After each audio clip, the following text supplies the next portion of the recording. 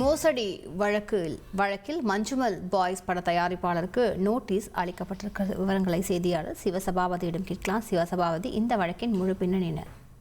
Manjummel boys மிகப்பெரிய வெற்றி திரைப்படம் அப்படின்னே சொல்லலாம். இந்த மஞ்சுமல் பாய்ஸினுடைய திரைப்பட தயாரிப்பாக சிராஜ் என்பவர் 7 கோடி ரூபாய் முதலீடு செஞ்சிருக்காங்க. இதுல பாத்தீங்கன்னா இந்த மஞ்சுமல் பாய்ஸ் மூலமா கிடைக்கிற பணத்துல 40% லாபமா தர்றது மாதிரி இந்த படத்தினுடைய தயாரிப்பாளரும் நடிகருமான சௌபின் ஷாகிர் உறுதியளிச்சிருக்காரு, வாக்குறுதி கொடுத்திருக்காரு. இது மட்டும் இல்லாம இந்த மஞ்சுமல் பாய்ஸ் மிகப்பெரிய வெற்றி அடைஞ்சு ஒரு பைசா கூட திருப்பி கொடுக்கல. இவர் பாத்தீங்கன்னா வழக்கு தொடர்ந்ததுல சல்திட்டம் மற்றும் மோசடி ஆகிய குற்றச்சாட்டின் கீழ் வழக்கு தொடரப்பட்டது.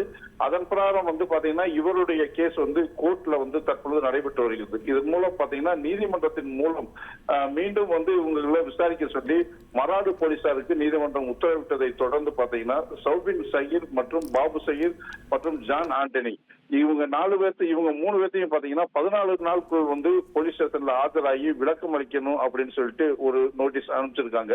இதுல பாத்தீங்கன்னா சிராஜ் என்பவர் தான் படத்து தயாரிப்பு செலவுக்கு கொடுத்து ஏமாற்றப்பட்டேன், இதுல சதித்திட்டம் மற்றும் மோசடி இவங்க என்னை செஞ்சிருக்காங்க அப்படிங்கிறதுல அடிப்படை நிலையில இந்த கேஸ் வழக்கு தொடக்கப்பட்டு இவங்க 4 பேர்த்தையும் விசாரணை செய்யப்பட உள்ளனர். விவரங்களுக்கு நன்றி சிவசபாபதி.